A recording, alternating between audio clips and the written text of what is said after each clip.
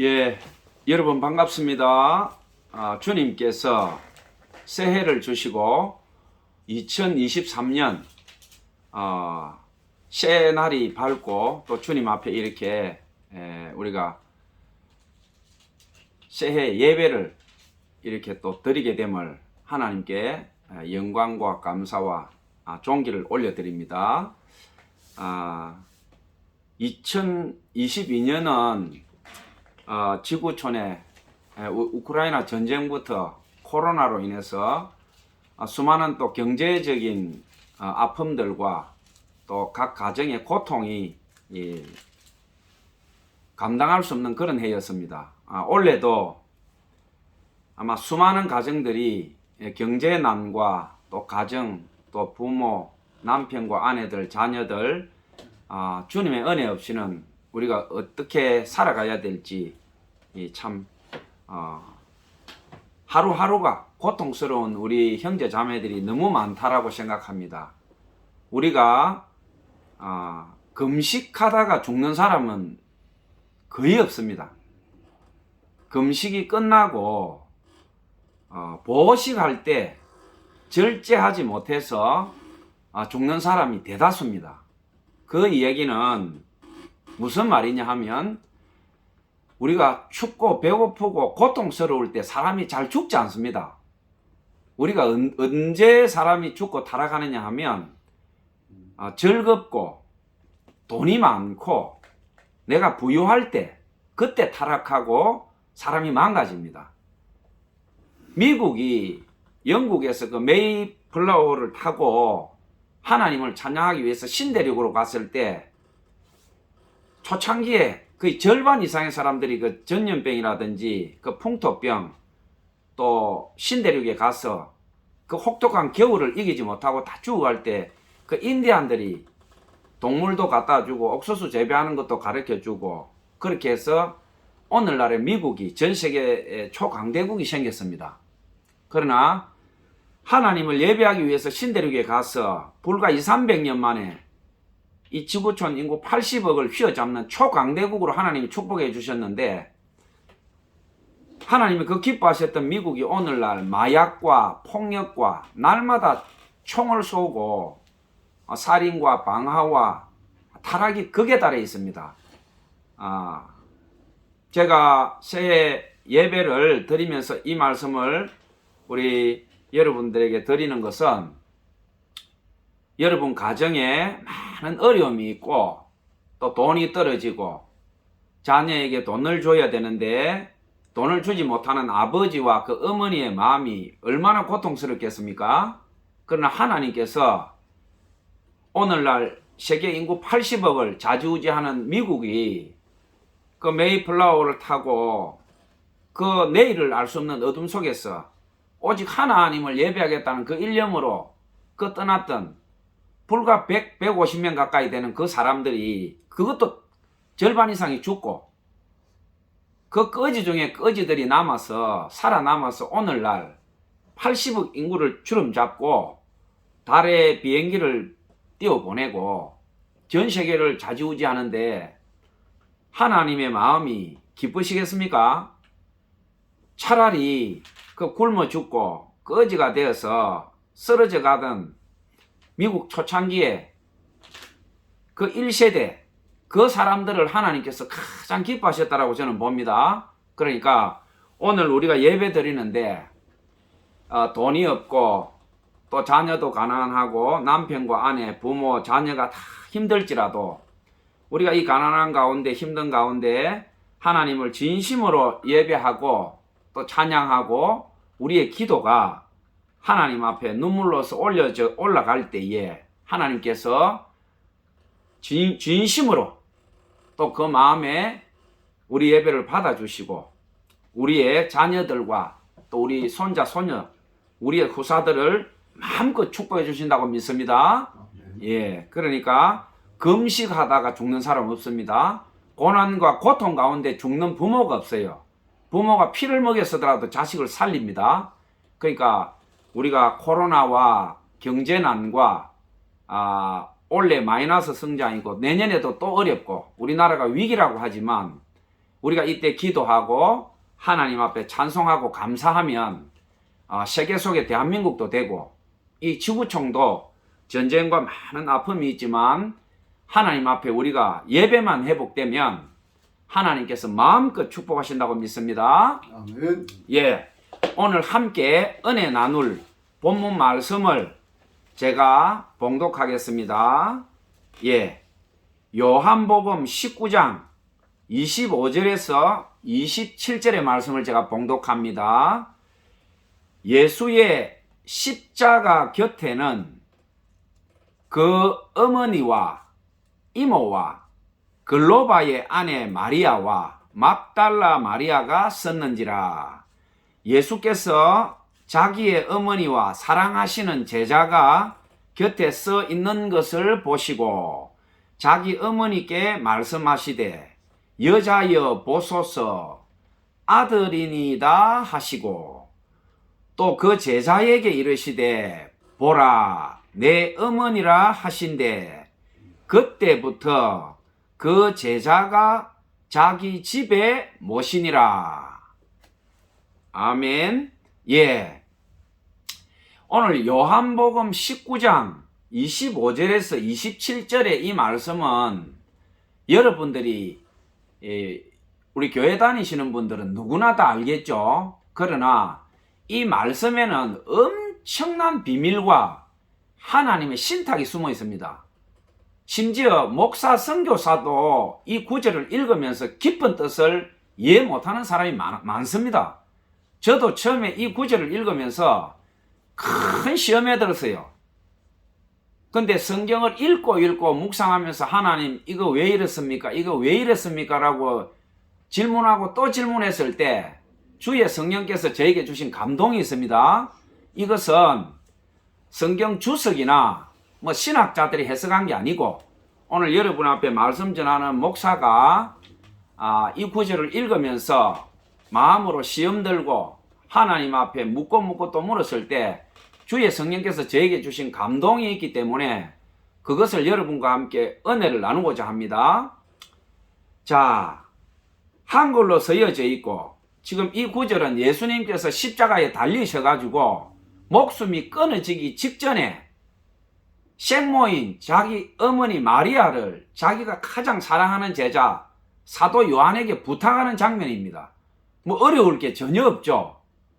그냥 우리가 평범하게 상투적으로 읽으면 아이고 예수님이 이 땅에 오셔서 전 인류의 죄를 짊어지시고 십자가 돌아가시는데 자기 낳은 어머니가 이제 안쓰러우니까 자기 사랑하는 제자에게 맡긴 거 아니냐. 우리가 이렇게 해석할 수가 있죠. 평범하게 해석하면 그렇습니다. 그러나 성경을 읽을 때에 우리가 깊게 봐야 됩니다. 깊게. 그냥 상투적으로 보면 여러분들 상투적인 은혜밖에 오지가 않아요. 이 구절을 읽을 때 여러분들이 아주 날카롭게 깊게 아주 정확하게 정말 주의 성령으로 이렇게 보면 일반인들이 보지 못하는 큰 비밀이 숨어 있습니다. 제가 다시 한번 읽겠습니다. 예수의 십자가 곁에는 그 어머니와 이모와 글로바의 아내 마리아와 막달라 마리아가 섰는지라. 예수께서 자기의 어머니와 사랑하시는 제자가 곁에 서 있는 것을 보시고 자기 어머니께 말씀하시되 여자여 보소서 아들이니이다 하시고. 이상하지 않아요? 아니 아들이 지금 십자가에서 숨이 끊어지기 일보 직전인데 자기 엄마하고 자기가 사랑하는 마리아 막달라 마리아 그리고 자기가 가장 사랑한 사도 요한이 앞에 서 있어요. 이제 숨이 곧 끊어지는데 자기 어머니가 울고 서 있는데 자기 어머니한테 어머니 울지 마세요. 우리가 천국에서 다시 만날 겁니다. 이렇게 해야 정상인데 오늘 본문에 보면 여자여 보소서 아들이니이다 하시고 이렇게 이야기합니다. 이 도대체 이해가 됩니까? 아들이 엄마한테 엄마 하든지 어머니 해야 될 텐데 여자여 보소서 아들이니이다.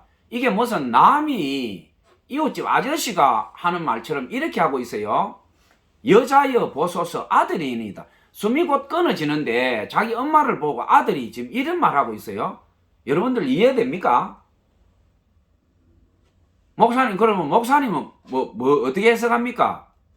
제가 바로 답을 가르쳐 주거나 제가 기도하면서 주님한테 받은 은혜를 여러분에게 바로 얘기하면 여러분들이 곧 까먹어요. 제가 오늘 설교를 하면서 여러 가지 말씀을 여러분들에게 드릴 텐데, 제가 오늘 여러분들에게 던지는 이 화두, 질문 던진 것을 설교 들으면서 생각해 보세요. 저기 앞에 배 목사가 여자여 보소서 아들이니이다. 예수님이 어떻게 이런 말을 할 수 있는가? 어떻게 보면 인간적으로 보면 버릇도 없고 어떻게 자기 낳은 어머니한테 이런 말을 할 수 있는가? 당연하지 않아요? 우리 일반인들도 예의가 있고 아들과 어머니의 질서가 있고 그것도 다른 것도 아니고 이제 곧 숨이 끊어지는 아들이 엄마가 앞에 와서 울고 있는데 어떻게 이런 말을 할 수 있는가? 이런 의문이 안 드는 사람은 그 사람 자체가 이상한 사람이에요. 자, 그 다음 구절을 보겠습니다. 그 제자에게 이르시되 보라 내 어머니라 하신대. 이상하잖아요. 자기 어머니한테 자기는 어머니라고 말 안 하면서 자기 제자한테는 뭐라고 합니까? 보라 내 어머니라. 완전히 거꾸로 됐잖아요. 자기가 아들이 돼서 자기 어머니한테 어머니 엄마 해야 될 텐데 자기는 그 말 안 하고 자기 제자한테 대놓고 하는 말이 보라 내 어머니라 하신대. 그때부터 그 제자가 자기 집에 모시니라. 여러분들 이해됩니까? 지금 이 구절? 교회 목사님들이요, 이런 것을 깊게 가르치고 설명하고 지금 이런 문맥을 풀어서 왜 이렇게 되었는가를 설명을 하거나 아니면 기도 중에 받은 은혜를 나누어야 이 양떼들 성도들이 그렇구나 예수님이 그래서 그렇게 말씀하셨구나 이래 될 텐데 그냥 읽고 휙 지나가요. 그러면 성도들이 성경 읽다가 이상해서 목사님, 선교사님, 저는 100번, 1000번 읽어도 도저히 이런 구절 이해가 안 됩니다. 어떻게 자식이 자기 엄마한테 여자여 보소서 아들이니다 이런 말 할 수 있습니까? 그렇게 얘기하면 평상시에 이 구절을 읽고 묵상하고 하나님 앞에 울고 기도했다라면 분명히 주의 성령께서 주신 은혜가 있어요. 너 그 말 뜻을 몰라? 너 주의 종이 되어서 내 종이 되어서 지금 그 말을 몰라? 기도하는 중에 분명히 하나님께서 주신 은혜가 있어요. 그 은혜가 없는 분은 이 구절 해석 못합니다. 히브리어, 헬라어, 신학자들 수천 권 책을 뒤져봐도 이 구절을 명쾌하게 해석하는 사람이 없습니다. 뭐라고 해석하느냐? 그 당시 헬라인들이 쓰던 통상적인 언어였다. 그 당시에는 다들 그렇게 얘기했다. 이렇게 되어 있어요. 주석서에 별거 없어요. 예수님이 엄마한테 왜 여자의 아들이다 이렇게 말한 거에 대해서 현대인의 시각에서 도저히 있을 수가 없다. 이거 왜 이렇게 됐느냐? 주석서, 헬라어, 히브리 수만 권을 뒤져봐도 성령께서 풀어주시는 그 은혜가 없어요. 저는 기도하면서 이 구절을 성령께서 풀어주실 때에 제가 더 이상 의문점이 들지 않았어요. 그렇구나. 내가 어리석었구나. 내가 성경을 덜 읽었구나. 내 은혜가 부족했구나. 제가 처절하게 깨어졌습니다.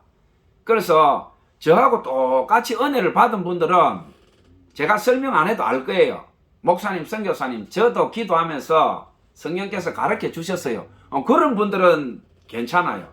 성령은 한 성령이니까 그 성령께서 여러분들에게 이 말씀의 진수를 깨닫게 해주셨으면 그분은 똑같겠죠. 저하고 받은 은혜가. 그러나 대다수의 성도나 심지어 우리 목회자들 모임에 가도 목사님들도 그런 얘기를 해요. 선교사님들도 도대체 목사님 나는 이 구절 읽을 때 이해가 안 됩니다. 어떻게 천하에 예수님이 십자가 돌아가시면서 자기 어머니한테 여자여 보소서 아들이니들 이게 대간절 무슨 우리 인간적으로 보면 망은 아닙니까? 이런 무례한 말이 어디 있습니까? 당연히 그렇죠. 당연히. 우리가 학교를 다니고 공부를 했으니, 예? 일말의 지성이라도 있으면 예의가 있고 동서양을 막론하고 절대로 부모 자식 간에 써서는 안 될 말이 있는데, 이런 말이 성경에 쓰여져 있어요. 또 성경에 가면 요한복음 2장에 가면 어떤 말이 나오느냐. 가나의 혼인잔치에 가서, 가나의 혼인잔치에 포도주가 떨어졌는데 예수의 어머니께서 예수님한테, 예수님이 평범하지 않다는 걸 아니까 포도주 떨어진 걸 얘기하니까 예수님이 뭐라고 얘기합니까? 여자여 그럽니다. 그때도 어머니 안 그럽니다. 여자여 나와 무슨 상관이 있나이까? 아직 내 때가 이러지 않았나이다. 이거는 정말 있을 수 없는 말이에요. 있을 수 없는 말이에요. 어머니가 잔치집에 갔는데 포도주가 떨어져서 예수님이 일반인이 아니고 하나님께서 보내주신 특별한 사람이라는 걸 알고 예수님한테 부탁을 합니다. 아들아, 지금 이 집에 포도주가 떨어졌단다. 이걸 어쩌면 좋겠니? 그러니까 예수님이 자기 어머니한테 하는 얘기가, 여자여, 나와 무슨 상관이 있나이까? 아직 내 때가 이러지 않았나이다. 이해됩니까, 여러분?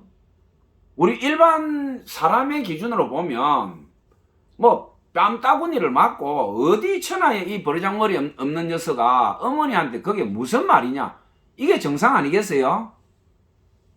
이런 구절들을 주석서를 백날 봐도 해석 못합니다. 시원하게 해석 안 해줘요. 그러면 성도가 성경 읽다가 목사님, 담임 목사님이나 주의 종이라 해서 물어보면 주의 종인들 뭐 뾰족한 수가 있느냐? 뾰족한 수가 없어요. 왜 뾰족한 수가 없느냐? 주석서를 수백 수천 권 제가 말씀드렸죠. 아무리 해석해도 답이 안 나옵니다. 답이 안 나와. 시원하게 해석 안 해놨어요. 자, 제가 오늘 이 본문을 여러분들에게 말씀드리고 지금 두 가지 얘기했습니다. 예수님과 어머니, 예수님이 십자가에 돌아가시기 직전에 한 말씀과 가나의 혼인잔치부터 또 예수님과 어머니, 그리고 제가 우리의 오늘 말씀 은혜 나누고 싶은 게 어머니에 관한 겁니다. 그래서 어머니에 관한 얘기를 좀 나누고 오늘 제가 여러분들에게 질문 드린 것을 함께 은혜 나누도록 하겠습니다. 자, 오늘 주제가 우리 예수님이 십자가 돌아가시기 전에 어머니 생모 마리아에게 자기 어머니를 사랑하는 제자 요한에게 맡기시는데 얼마나 슬프고 고통스럽고 그 참담한 현장입니까? 자기 낳은 장남이죠. 예수님이 장남 아니겠어요? 동정녀니까 처녀 때 성령으로 잉태를 한 분이 예수님 아니겠어요? 근데 그 처녀 때 하나님의 성령으로 잉태한 아들이 결혼도 못하고 십자가에서 피투성이가 돼가지고 죽어가는데 그 아들이 자기 어머니한테 여자여 보소서 아들이니다 이런 말을 던지고 그 어머니가 그 말 들었을 때 가슴이 얼마나 찢어지겠어요. 엄마라고 했으면 차라리 내가 안을 수는 없지만 한 번 더 마음으로 안았을 텐데 죽어가면서 엄마라고 얘기하지 않고 여자여 보소서 아들이니다. 근데 마리아와 예수님은 통했어요. 우리는 이해 못하지만 마리아는 예수님이 자기한테 여자여 보소서 아들이니다 이 말 할 때 그 어머니는 예수님 말을 100% 이해를 했어요. 오늘 제가 말씀 전하는 가운데 그 은혜를 나눌 텐데 여러분들도 제가 말씀 은혜 나눌 때에 이해가 되실 거예요. 이해가 안 되시는 분들은 기도하면서 성경을 좀 더 읽으셔야 됩니다. 자, 오늘 어머니 이제 은혜에 대해서 좀 얘기를 나누도록 하겠습니다. 여러분들 잘 아시는 우리 아주 그 독실한 신앙인 그 황수관 박사님 아시죠? 이분이 지금 딱 11년 됐네요. 2012년도에 소천하셨어요. 나이가 67세에 쉐브란스 병원에 아주 유망한 의사였고 건강 또 웃음 신바람 뭐 한 200살까지 살 줄 알았는데 대한민국을 대표하는 최고 큰 그리고 명문 병원에 최고의 권위 있는 의사가 TV에도 수없이 나왔죠. 뭐 기독교인, 불교인, 무신론자 할 것 없이 뭐 신바람 이박사 그러면 모르는 사람 있습니까? 그러면 이 신바람 이박사가 아니고 황수관 박사죠. 이 황수관 박사님께서 뭐 무신론자한테까지 압도적인 어떤 인기와 지지를 받았는데 갑자기 폐혈증으로 돌아가셨어요. 폐혈증은 뭡니까? 피가 썩어서 죽는 병이죠. 근데 이제 수많은 사람들이 에이 이렇게 했어요. 그렇게 건강 얘기하고 웃음 얘기하고 하더니 자기 건강도 못 지키고 요즘 세상에 67에 죽다니 이 사람이 뭐 객적은 사람 아니야. 세상 사람들이 다 그렇게 얘기했어요. 그런데 황수관 박사님이 돌아가신 그 원인이 응급실에서 1순위로 치료를 받았으면 살았을 텐데 그 쉐브란스 병원에 응급실에 갔는데 자기는 급하지 않다고 다른 분들 먼저 치료해 주라고 양보하고 또 양보하다가 폐혈증은 빨리 그 주사를 맞고 피를 정화를 해야 사는데 다른 응급 환자들 빨리 치료받으라고 양보하고 그러다가 치료 시기를 놓쳐서 돌아가신 거예요. 그러니까 얼마나 대단한 거예요. 자기가 100분 1000분 살 수 있는데 나보다 더 급한 사람이 있을 것이다. 그래서 양보하고 병원에서 이제 더 늦으면 안 된다고 막 하는데도 나는 괜찮다고 다른 사람 먼저 치료해 주라고 그렇게 하시다가 치료 시기를 놓쳐서 돌아가신 거죠. 그러니까 얼마나 고귀하고 존귀한 죽음입니까? 우리나라나 전 세계로 보면 엄청난 손해지만 하나님 입장에서 보면 얼마나 존귀한 순교죠. 순교. 자기가 살 수 있는데 다른 사람 살리기 위해서 죽었으니까. 그러니까 일찍 돌아가셨지만 우리의 자랑이고 하나님의 기쁨인 거죠. 그래서 오늘 말씀 듣는 여러분들은 황수관 박사님이 자기 건강을 못 챙긴 것도 아니고 그 사람이 어리석어서 그런 것도 아니고 다른 사람을 살리기 위해서 자기 생명을 내놓으신 분이다. 이렇게 이해를 하시면 좋겠어요. 제가 황수관 박사님 얘기를 좀 드리는 것은 황수관 박사님이 1945년 TV에 나와서 한 말인데 제가 너무 은혜스럽게 들어서 같이 은혜를 잠시 나누려고 해요. 오늘 우리 설교 말씀이 예수님과 어머니 또 우리 사랑 이 부분에 대한 거기 때문에 잠시 은혜 나누고 가십시다. 황수관 박사님은 그 김진홍 목사님과 마찬가지로 일본에서 태어나셨어요. 1945년 해방동인데 자기 어머니 배에서 9개월 때 만삭일 때 그러니까 9개월이니까 뭐 곧 태어날 그 배 아닙니까? 그러니까 만삭의 몸으로 어머니가 이제 그 일본의 히로시마에 그러니까 이제 미군 전투기가 원자 폭탄을 터뜨리는 그 날이에요. 그러니까 아침에 식사를 하는데 폭탄이 떨어지네. 폭탄이 떨어지니까 아침 식사를 하고 있다가 황수관 박사님 아버지는 숟가락을 내 던지면서 나를 따라와! 도망가라! 이런 얘기를 하면서 아버지 혼자 도망을 쳤다는 거예요.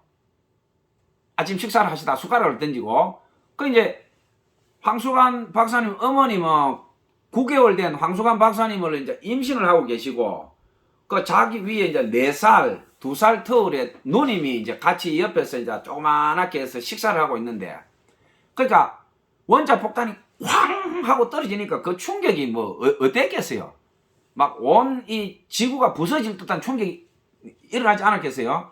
그러니까 그 아버지가 도망가라! 따라와! 이렇게 외마디 소리를 지르면서 냅다 숟가락을 던지고 방문을 열고 도망을 갔는데 그게 이제 우리가 살고자 하는 생존 본능이죠. 급하면 그런 일이 일어날 수 있는데 그 아버지가 도망을 가다가 이상한 거죠. 폭탄이 떨어지고 자기 혼자 도망가다가 가만히 생각하니까 내 마누라 내 자식은 그때 생각난 거예요. 도망가다가. 그래서 도망을 가다가 뒤가 허전하니까 돌아보니까 아무도 없으니까 다시 돌아가 보니까 어떤 상황이 벌어졌냐면 자기는 살려고 숟가락 던지고 혼자서 도망을 갔는데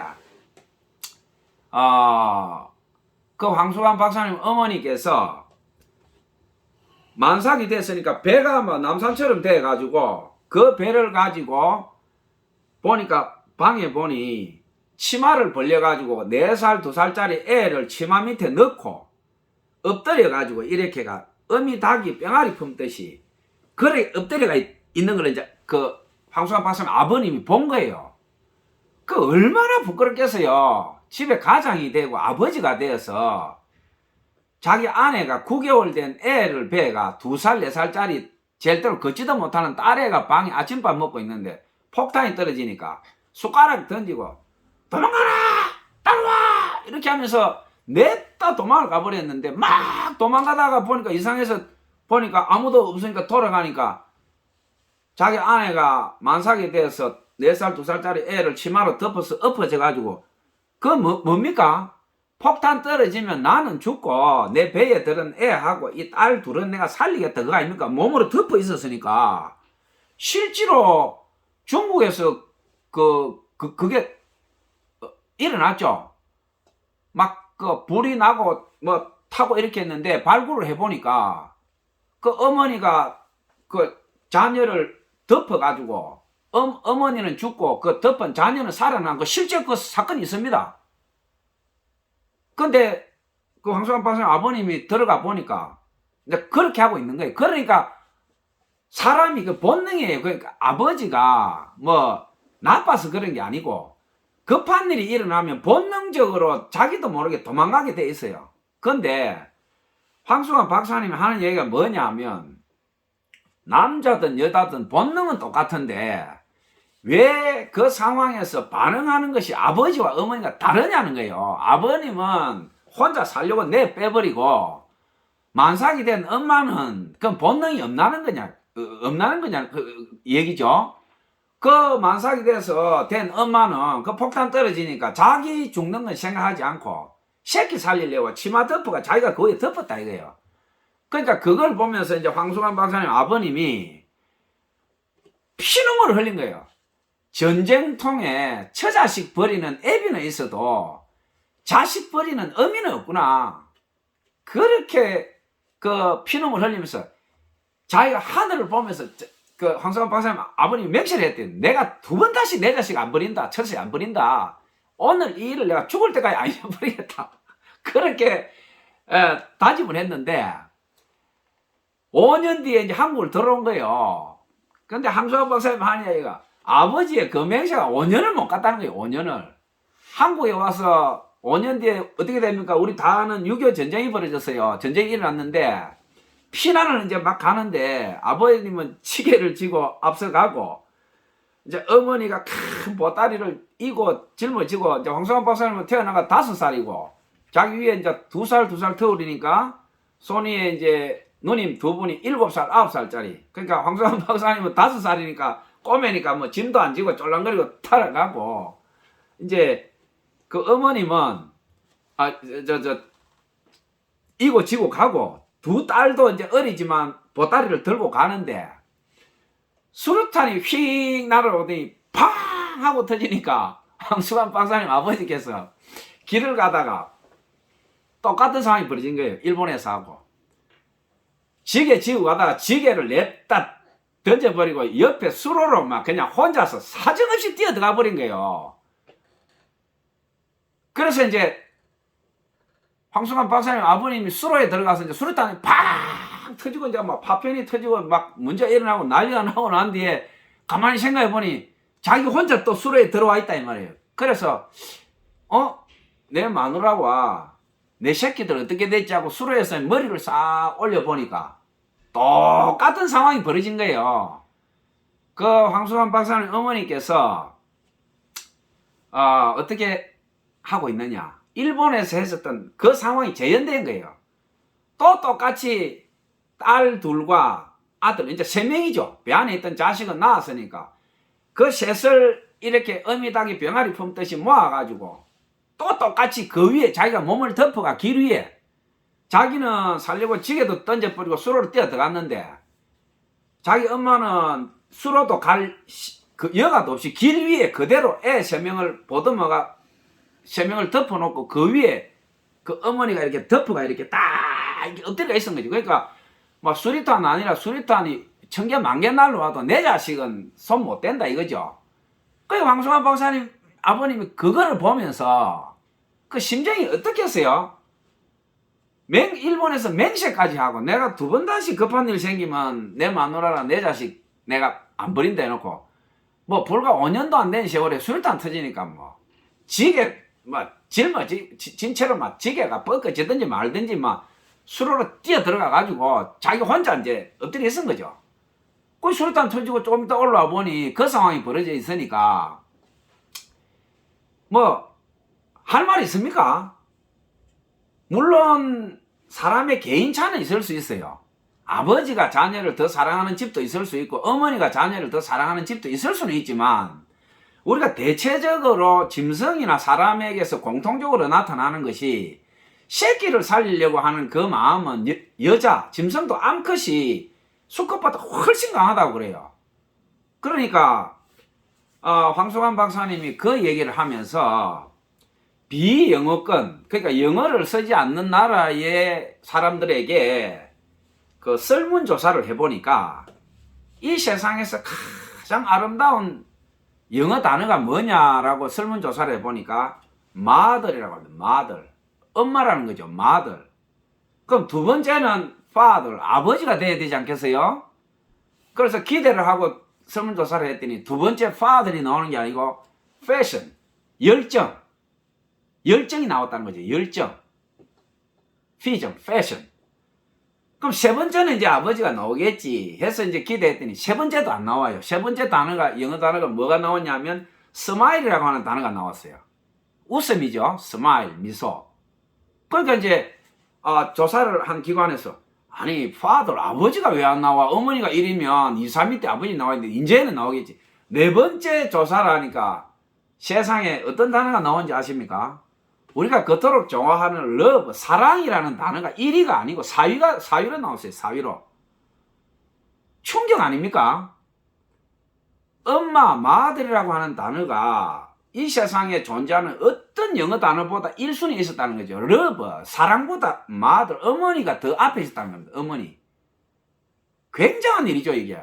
영어를 사용하는 사람들이면 뭐 좀 이해가 가는데 영어를 사용하지 않는 비영어권 사람들에게 가장 아름답게 들리는 가장 아름다운 영어가 뭐야? 라고 설문조사하니까 mother, mother, mother, mother, fashion, smile, love, 사랑은 저 4위. 그럼 대가지고 아버지는 어디 있는 거야? 5등이야? 10등이야? 없어요. 40등, 50등 가도 없어. 70등 가도 없고 100등 가도 없는 거예요. 그러니까 대가지고 father는 뭐냐? father는 아무 감각이 없다는 감각이 father는. 이 충격 아닙니까? 우리가 뭐 영어 단어의 순위를 가지고 사랑을 평가할 수는 없지만 그만큼 이 mother, 어머니라고 하는 이 단어와 이 사랑의 어떤 집대성된 것은 동서양을 막론하고 초월된다는 거예요. 초월. 위대한 사랑이라는 거죠. 이 어머니의 사랑이라는 것은. 오늘 본문에서도 제가 예수님과 생모 마리아와 사도 요한을 언급하면서 제가 이제 황수관 박사님 얘기를 잠시 언급했는데, 자, 우리가 세상 살아가면서 그렇지 않습니까? 수많은 일들을 겪지만 결국 우리가 어떤 어려운 일이나 고난 가운데 있을 때 우리가 회복되고 다시 살아나는 것은 뭡니까? 그 어머니의 사랑이 있어요. 그러니까 우리가 제가 이런 용어를 쓰는 걸 여러분 좀 이해를 하세요. 우리가 고아들이나 또 어려서 불우하게 큰 사람들이 크게 훌륭한 사람 되기에 치명적인 결함이 뭐냐면 아무리 공부를 시켜도 그 마음에서 사람을 용서하고 용서받고 사랑하고 받아들이는 힘이 약하다고 그래요. 사람이 남 위에서 지도자가 되거나 큰일을 하려면 사람을 다스리고 품어야 되는데 사랑받지 않은 사람은 사랑을 하기가 힘들다는 거죠. 그래서 정상적인 어머니가 젖을 먹이고 사랑해서 키운 자녀들과 그 어머니가 없이 자란 자녀들은 아무리 박사아이가 10개, 100개가 있어도 사람을 품는데 한계가 있다는 거예요. 사람을 믿지를 못한다는 거죠. 사랑받은 기억이 없으니까 남을 사랑해주거나 용서 못한다는 거죠. 그러니까 사람은 실수하잖아요. 단점이 있어요. 그럴 때에 그걸 품어주고 같이 협력해서 가야 큰일이 일어나는데 사사건건 부딪힘이 있고 다툼이 일어나니까 어떻게 조직에서 일이 되겠어요? 안 되는 거죠. 우리나라에서도 그 설문조사를 한 게 있습니다. 서울대 출신으로 회사에서 도배를 해버리니까 위에 중력 간부부터 아주 아래 직원까지 다 서울대 출신으로 써버리니까 머리가 천재들이잖아요. 그 회사가 엄청나게 앞서갈 줄 알았는데 꽁지해버렸어요. 꽁지.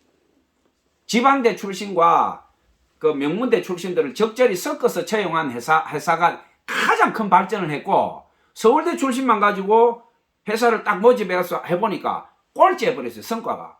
왜 그런 일이 일어났겠습니까? 천재들이니까 아무도 밑에 일할 사람이 없어요. 너보다 더 똑똑하다 이거예요. 위에 상사가 무슨 얘기하니까 밑에 직원이 웃기지 말라는 거예요. 밑에 직원이 위에 상사보다 아이디어나 생각이 더 뛰어나니까 위에 사람이 말하는 게 권위가 없는 거예요. 너가 과장이 돼서 머리가 그렇게밖에 안 돌아가느냐? 너 부장이 돼서 지금 사업계획서 내놓은 게 그 모양이냐? 밑에서 쫙 사업계획서 써서 올려버리니까 말단 직원이 낸 사업계획서가 과장, 부장보다 더 뛰어나 버리니까 이게 일이 안 되는 거예요. 일이 안 돼. 계속 막 반복되고 뒤집어지고 그 리더십 자체가 다 허물어져 버려. 이 조직이 붕괴돼 버려. 그래서 이 세상은 1등만 필요한 게 아닙니다. 꼴찌가 꼭 필요해요. 꼴찌라고 해서 전 부분에서 꼴찌냐? 아닙니다. 하나님은 각 개인에게 꼭 다른 사람보다 뛰어난 능력을 몇 개를 주었어요. 자기가 그걸 못 찾을 뿐이에요. 그러니까 다들 돈 버는 일, 뭐 남한테 대우받는 걸 우선 보기에 좋은 거 그것만 가니까 불행한 거지. 이 세상은 하나님께서 모두가 행복하게 살도록 해놨습니다. 자기가 잘하는 걸 가지고 살면 되는데 남 흉내내고 전부 공무원 하려고 그러고 전부 교사 하려고 그러고 전부 박사 하려고 그러고 전부 대통령 하려고 그러니 어떻게 나라가 평안하겠어요? 안 되죠. 기꺼이 남보다 뒤에 서주고 이 사람은 이 부분에 뛰어나면 나는 이쪽 부분에 가서 또 내 적성이나 취미에 맞는 일을 하고 그렇게 하면 모두가 행복하게 살 수 있는데 자기가 하나님께 받은 달란트나 특기는 생각지 않고 자기가 잘 할 수 없는 부분을 자꾸 도전하니까 공무원 한 명 뽑는데 100명, 200명, 몇백 명 몰리니까 한 명 뽑는데 나머지는 다 떨어지잖아요. 그러면 몇 년을 공부한 게 그 시간과 에너지가 다 어디 가겠어요? 이게 미친 짓이죠. 이게 공무원 안 하면 못 삽니까? 박사 안 하면 못 살아요? 뭐 국회의원, 장관, 뭐 국영기업체 안 들어가면 우리 다 죽습니까? 대통령 안 하면 안 돼요. 평범한 농부대에도 얼마든지 잘 살 수 있습니다. 염소, 소, 뭐 다 버섯 재배해서 한 해 수입이 5억, 10억씩 넘어가는 부자 농부들 수도 없어요. 20대에 몇십억 번 농부들도 많이 있습니다. 전부 다 그렇지는 않죠. 남보다 더 고민하고 노력하고 연구하고 또 자기가 열심히 노력하고 땀 흘린 사람은 어떤 품목에서든지 내 달란트에 맞는 일을 하면 행복하고 잘 살 수 있어요. 남을 흉내내는 사람은 절대로 행복할 수 없고 불행합니다. 그러니까 오늘 이 말씀 듣는 여러분들 하나님이 나한테 준 달란트가 뭘까 꼭 생각해 보세요. 자, 제가 성경 말씀 드리면서 앞에 본문 말씀하고 황수관 박사님 그 얘기를 잠시 드렸습니다. 그럼 황수관 박사님 어머님은 우리 성경으로 보면 미랄이지 않겠습니까? 여자로서 화장하고 예쁘고 치장하는 것보다 남편 위해서 자녀 위해서 희생한 분이겠지요. 성경에 보면 말씀에 이런 말이 나옵니다. 내가 진실로 진실로 너희에게 이르노니 한 알의 미랄이 땅에 떨어져 죽지 아니하면 한 알 그대로 있고 죽으면 많은 열매를 맺느니라. 마태복음 12장 24절. 자기의 생명을 사랑하는 자는 잃어버릴 것이요 이 세상에서 자기의 생명을 미워하는 자는 영생하도록 보전하리라. 마태복음 12장 25절에 나오죠. 이것은 어떻습니까? 우리의 어머니들이 자녀를 위해서 하늘의 미랄이 돼서 땅에 떨어져 죽은 거지요. 여자로서 또 존귀함을 다 포기하고 자녀를 위해서 자기가 죽으니까 어떻게 됐습니까? 우리가 어머니 사랑으로 커서 이렇게 살고, 대통령도 그 낳은 어머니가 있을 거 아니에요. 예수님도 낳은 어머니가 있었고, 이 세상에 어떤 위대한 영웅도 그 낳은 어머니가 있어요. 그 어머니가 미랄이 돼서 죽지 않았으면 세상에 무슨 영웅이 있고 무슨 항우장상이 있겠어요. 어머니가 죽었기 때문에 그 영웅이 태어나고 영웅이 된 거예요. 예수님이 십자가에서 돌아가지 않았으면 우리가 천국을 어떻게 갑니까? 못 가는 거죠. 예수님이 미랄이 돼서 죽으심으로 그 피를 밟고 우리가 영원한 천국 하나님 나라 가서 영생하는 이 선물을 받았지 않습니까? 자, 제가 앞에 여러분들에게 예수님께서 왜 어머니 마리아에게 여자여 아들이니이다, 여자여 보소서, 또 가나의 혼인잔치에 가서 여자여 나와 무슨 상관이 있나이까, 내 때가 아직 이르지 않았나이다, 이런 말을 여러분들 어떻게 이해를 하십니까? 이제 이렇게 했는데 여러분들 뭐 답을 지금 찾았습니까? 아직도 아마 당연히 답을 찾지 못했을 거라고 생각을 해요. 자, 성경에 마태복음 12장 46절 말씀입니다. 제가 이제 예수님께서 여자여 보소서 아들이니이다, 또 가나 혼인잔치에서 여자여 나와 무슨 상관이 있나이까, 내 때가 아직 이르지 않았나이다, 이렇게 말씀하신 것을, 자, 여러분들에게 화두를 던졌는데 제가 이제 한번 풀어보도록 하겠습니다.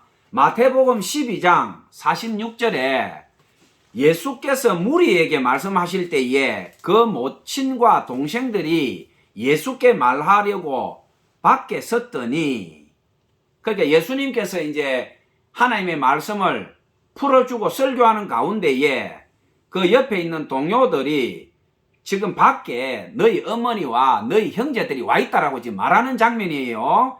마태복음 12장 47절에 한 사람이 예수께 여짜오되 보소서 당신의 모친과 동생들이 당신께 말하려고 밖에 섰나이다 하니, 말하던 사람에게 대답하여 가라사대 누가 내 모친이며 내 동생들이냐 하시고 손을 내밀어 제자들을 가리켜 가라사대 나의 모친과 나의 동생들을 보라.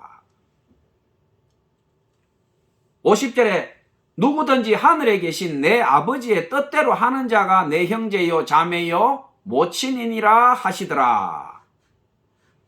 자기 앞에서 질문한, 자, 여러분들 갈수록 태산 아닙니까? 예수님께서 설교하고 계신데 설교하고 있는 그 장면에서 설교 듣다가 그 설교 듣던 사람이 밖에 어머니하고 형제가 와 있습니다 이러니까 예수님께서, 그러면 말씀 끝날 때까지 어머니하고 동생들 좀 기다려라 그래라, 이렇게 해야 정상일 텐데, 아니 어머니하고 동생들이 와 있는데 누가 내 모친이면 누가 내 동생들이냐, 손까지 내밀면서 제자들에게 가르치고, 제자들 보고, 말씀 듣고 있는 제자들 보고 이 사람들이 내 동생이고 내 어머니다 이거야.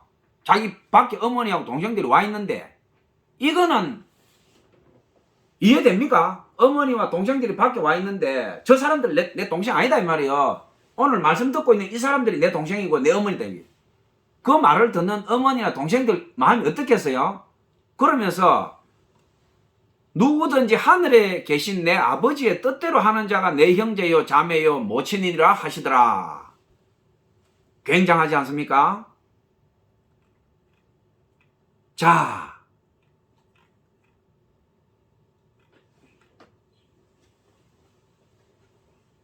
제가 이제 여러분들에게 받은 감동이나 은혜를 이제 나누겠습니다. 자, 예수님께서 왜 이렇게 과격한 말씀을 하셨느냐 하면 마가복음 3장 21절에 그 답이 있습니다. 내 아버지의 뜻대로 하는 자가 내 형제의 어머니다. 예수님께서 어머니와 동생들이 와 있는데 저 사람들 내 어머니고 동생들 아니다 이 말이에요. 내 오늘 말씀 듣는 하나님 말씀 듣고 있는 너희들이 내 형제고 내 어머니다 이거야. 남자 여자 앞에 있는 사람들. 마가복음 3장 21절에 예수님께서 하신 말씀이 나옵니다. 예수의 친족들이 듣고 그를 붙들려 나오니 이는 그가 미쳤다 하밀러라. 마가복음 3장 21절입니다. 22절에 예루살렘에서 내려온 서기관들은 그가 바알세불이 집혔다 하며 또 귀신의 왕을 힘입어 귀신을 쫓아낸다 하니 이해되십니까? 예수님이 문둥병자 고쳐주고 소경을 눈뜨게 하고 안전병이 일으키고 수많은 사람을 고치니까 율법학자나 서기관이나 바리새인들이 자기들이 시기 질투가 나서 뭘 하냐면 바알세불 귀신의 왕의 힘을 입어서 예수가 지금 사람을 고친다. 저 예수 저놈이 미쳤다. 그러면서 예수의 어머니와 형제들에게 예수가 미쳤으니 빨리 와서 잡아가라고 얘기했다는 겁니다. 그러니까 어떻게 됩니까?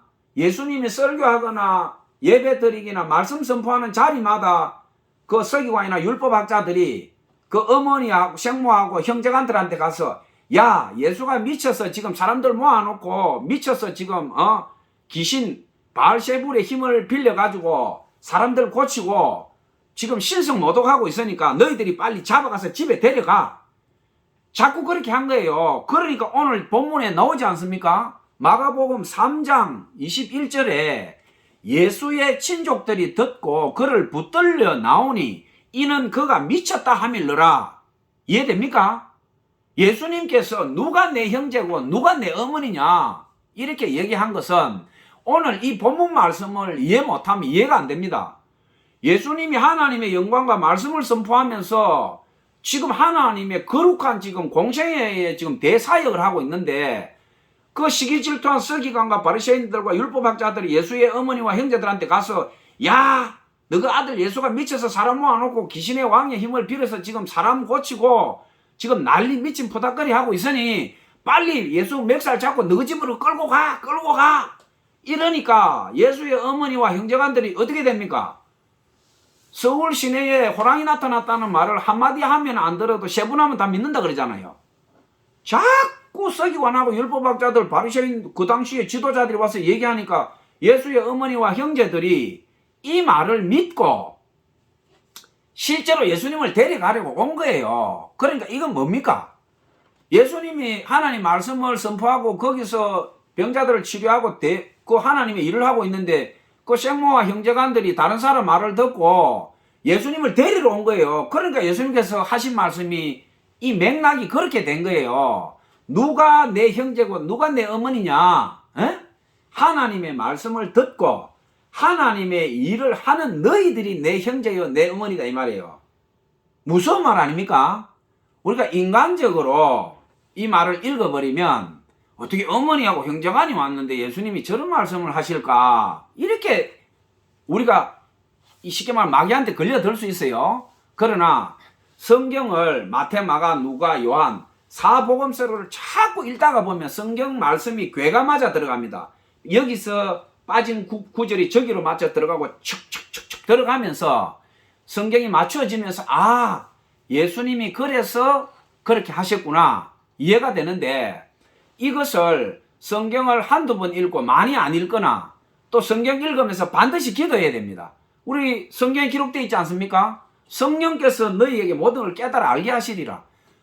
성령께서 깨달아 알게 하시려면 성경을 많이 읽어야 돼요. 성경을 안 읽으면 성령께서 가르쳐 줄 수가 없어요. 성경을 수십 번 수백 번 읽으면 그 말씀들이 머리에 있어요. 그러면 그 말씀들이 조립이 잘 안 됩니다. 기도를 해야 조립이 돼요. 그 말씀을 많이 읽어 놓으면 그 성경 말씀이 머리에 들어와 있어요. 그러면 성경 읽다가 턱 걸리면 그때 기도하는 거예요. 하나님 제가 이 구절 도저히 이해 못하겠어요. 하나님 좀 가르쳐 주세요. 그때 지혜의 성령께서 탁 가르쳐 줍니다. 내 머리에 성경을 읽은 그게 있으니까 얘야 너 그 구절 마태복음 읽다가 걸렸냐? 누가복음 몇 장에 이 구절 있지 않느냐? 오늘 제가 여러분들 말씀드렸죠? 누가 내 형제요 어머니 할 때 내가 딱 얘기하니까 여러분 지금 이해되잖아요. 그런데 성경을 안 읽은 사람은 성령께서 가르쳐 줄 수가 없어요. 왜? 머리에 든 게 없거든. 성령께서는 성경 말씀으로 우리에게 응답하시고 풀어줍니다. 성경을 안 읽은 사람에게 성령께서 어떻게 그 사람에게 가르쳐 주겠어요? 그러니까 반드시 성경을 읽고 여러분께서 기도를 할 때 성령께서 풀어주시는 은혜가 있습니다. 자, 그리고 제가 이제 이 말씀하고 맺겠습니다. 자, 제가 여러분들에게 오늘 본문 말씀을 얘기하면서 여자여 아들이니이다. 또 사도 요한에게 보라 내 어머니다 이렇게 말씀하시고 가나 혼인잔치에서 포도주가 떨어졌다고 어머니 식모가 얘기하시니까 여자여 나와 무슨 상관이 있나이까 아직 내 때가 이르지 않았나이다 이렇게 얘기하죠. 자, 우리가 마태, 마가, 누가, 요한복음 4복음서가 있는데 누가복음에 보면 1장에 우리가 비디오로 찍듯이 예수님의 임신하시는 그렇게 수태고지부터 태어나는 거 세례 요한까지 아주 상세하게 세밀하게 묘사를 해놨습니다. 그러니까 마태나 마가나 요한복음에는 그냥 간단하게 언급되어 있는데 누가복음 1장에 보면 예수님이 이제 임신하게 되는 경우 태어나는 과정까지 그 6개월 앞에 세례 요한이 임신하게 되는까지 천사 가브리엘이 와서 하나하나 다 얘기합니다. 예수님이 왜 이 땅에 오며 그러니까 마리아가 얘기하지 않습니까? 나는 남자를 모르는데 어떻게 임신할 수 있냐니까 주의 성령께서 너에게 성령으로 잉태케 하리라. 자기 백성을 죄에서 구원하게 할 성령으로 잉태될 자녀가 이름을 예수라 하라. 누가복음에 아주 우리가 영화를 보듯이 생생하게 그대로 기록되어 있습니다. 가브리엘이 와서 1대1로 얘기합니다. 그러니까 마리아가 뭐라고 얘기합니까? 주의 계집종에게 그대로 이루어지이다. 그러니까 마리아는 이 예수가 남자가 아니고 성령으로 잉태됐다는 것을 너무나 잘 알고 있어요. 어떤 남자와 잔 것이 아니고 가브리엘이 와서 그대로 했기 때문에. 그러니까 제가 앞에 얘기했지 않습니까? 우리 사람들의 눈으로는 여자의 아들이니다 이 말을 절대 이해 못해요. 마리아는 바로 이해를 했어요. 왜? 저분은 내 태를 빌려서 내 젖을 먹고 컸지만 저분은 내 자식이기도 하지만 내 자식이 아니다는 거예요. 뭡니까? 카이로스는 뭡니까? 하나님의 시간이죠. 크로노스는 뭡니까? 우리 인간의 시간이에요. 과거, 현재, 미래로 흘러가는 거예요. 정량적이에요. 객관적이고 과학적으로 우리 크로노스 인간의 시간은 검증 가능합니다. 1살, 2살, 3살. 카이로스 하나님의 시간은 그게 없어요. 과거, 현재, 미래가 없어요. 하나님의 시간을 주인이에요. 하나님한테는 과거, 현재, 미래가 없어요. 계속 현재와 영원만 있어요. 그게 카이로스의 시간이에요. 예수님은 뭐냐면 카이로스 하나님의 시간에서 인간의 크로노스 인간의 육신으로 잠시 오신 거예요. 왜? 전 인류를 구원하기 위해서. 마리아는 그걸 알고 있었어요. 왜? 가브리엘이 얘기했으니까. 너 태에 지금 주는 이 생명은 네 자식이 아니고 하나님의 독생자 예수다. 자기 백성을 죄에서 구원할 위대한 하나님의 아들이 너 태를 통해서 올 것이다. 그러니까 마리아는 그러니까 가나 혼인잔치에 가서 자기 엄마가 아들한테 왜 부탁을 합니까? 이 아들은 내 아들로 왔지만 아들이 아니다는 거예요. 하나님의 아들이다. 이게 위대한 분이다. 그러니까 포도주 떨어졌으니까 얘기했잖아요. 그러니까 예수님 뭐라 그럽니까? 엄마라고 얘기 안 합니다. 여자여 나와 무슨 상관이 있나니까. 우리 사람으로 보면 빰 맞아야지. 어디 엄마한테 나하고 무슨 상관이 있냐고. 그게 아니다는 거예요. 카이로스 하나님의 시간에서 하나님의 영광으로 잠시 임한 거예요. 그러니까 하나님의 일을 하신 분이에요. 예수님은. 그러니까 어떻게 됩니까? 어머니로서 예수님이 마리아를 존중하고 모셨지만은 분명히 그 위치가 있다는 거예요. 위치가 하나님의 독생자 아들로서 이 땅에 와서 하나님의 일을 하신 분, 마리아도 그걸 분명히 알고 있어요. 가브리엘이 딱 수태 고지부터 했으니까 이분은 내 자녀로 내 태를 왔지만 내 육신적으로는 내 아들이지만 이분은 하나님의 아들이다. 내가 이분 앞에서는 빛이 난 여자일 뿐이다. 그거에 딱 두 사람은 다 100% 이해됐어요. 마리아하고 예수님하고는. 단지 우리가 시험 걸리는 거예요. 우리가. 어떻게 엄마한테 저렇게 할 수 있나? 마리아는 아무 문제 없어요. 다 이해하고 있어요. 그러니까 제가 오늘 카이로스, 크로노스 얘기하죠. 사람의 아들과 하나님의 아들, 마리아와 예수님의 관계, 우리와 세상 어머니의 관계, 이거를 구별 못하면 여자여 이 말은 죽어도 안 풀립니다. 죽어도 안 풀려요. 그러니까 여자여 이 말이 버릇없이 한 말이 아니고 하나님의 독생자 아들 예수로서 전 인류를 죄에서 구원하시는 하나님의 영광된 하나님의 일을 하시는 분으로서 그 말을 한 거예요. 여자여. 여자여라는 말은 버릇없는 말이 아니에요. 하나님의 아들, 말씀이신 예수님께서 우리 인간에게 하신 말씀이에요. 우리 인간에게. 내가 십자가에서 죽는다고 슬퍼하느냐? 이것은 뭐냐면 인간 아들로서 말씀한 것이 아니고 하나님의 영광스러운 독생자 아들 예수로서 자기 어머니를 긍휼히 보고 하신 말씀이에요. 여자여 아들이니이다. 얼마나 대단한 말입니까? 내가 하나님의 독생자 아들 예수, 내가 말씀인 본체, 내가 영광의 하나님이지만 내가 너 태를 가지고 너 젖을 먹고 컸다. 그러니까 여자여 너의 아들이 지금 죽는다. 육신을 가진 나는 죽는다. 그러나 너를 복양하고 부양할 내가 가장 사랑하는 아들 사도 요한을 너에게 붙여줘서 너를 복양하게 하겠다. 그러면서 사도 요한은 뭡니까? 사람의 아들이죠. 그러니까 보라 내 어머니다 얘기하잖아요. 보라 내 어머니다. 그러니까 이걸 이해 못하면 성경이 안 열려요. 목사도 이거 못 풀어요. 성경사도 못 풀어. 오로지 성령께서 성령의 은혜로 풀어줄 때 이 구절이 풀립니다. 가나 혼인잔치나 예수님 오늘 요한복음 19장에서 여자여 이 말을 한 거. 제가 예수님이 위치나 예수님 이 말을 한 맥락을 카이로스와 크로노스 하나님의 시간과 인간의 시간 하나님의 영광의 독생자 아들 그 시각과 인간 아들의 시각 이 관점에서 이 구절을 읽지 않으면 죽었다 깨어나도 이해 안 됩니다. 이거는 히브리어 헬라어 뭐 주석서 아무리 뒤져도 답이 안 나와요. 이것은 제가 여러분들에게 말씀드리는 거는 이게 정답이라는 게 아닙니다. 제가 받은 은혜가 그렇다는 겁니다. 여러분들도 기도하면서 하나님께 구해보세요. 무슨 뜻인지. 저는 제가 받은 은혜가 저는 진실하다고 믿습니다. 제가 수없이 기도했을 때 이 감동을 받고 제가 하나님께 뜨거운 눈물을 쏟으면서 하나님 제가 어리석었습니다.